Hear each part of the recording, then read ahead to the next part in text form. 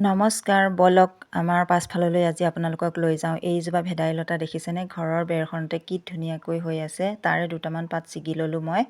আৰু এইজোপা হ'ল নৰসিংহ। এইয়া ঘৰৰ ছাইডতে আছে আমাৰ এই নৰসিংহও দুটামান পাত লৈ ল'লোঁ। আৰু মানিমুনি দুজোপামানো বিচাৰি ফুৰিছোঁ, এয়া পাই গ'লোঁ। আৰু গোটেইখিনি ধুনীয়াকৈ ধুই লৈ মিক্সিখনত মাৰি ল'লোঁ। আৰু এইফালে মাছকণো উলিয়াই ল'লোঁ, কেৰাহীখনো গৰম কৰি ল'লোঁ। আৰু এতিয়া ভাজিবলৈ লৈছোঁ। মছলাখিনিও ইয়াতে গোটেইখিনি দি ল'ম আৰু হালধি নিমখখিনিও দি ল'ম।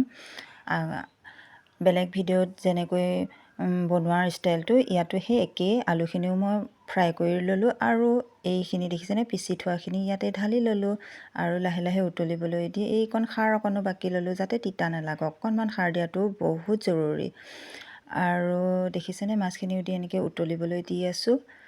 ৰান্ধনী মানুহৰ এইটো চিন্তা থাকেই বনোৱাটো। আৰু এইফালে জিকা দুটাও পুৰি ল'লোঁ। আৰু এইখিনি হৈ গ'ল ৰেডি। ভিডিঅ'টো ভাল লাগিলে লাইক এটা কৰি দিব।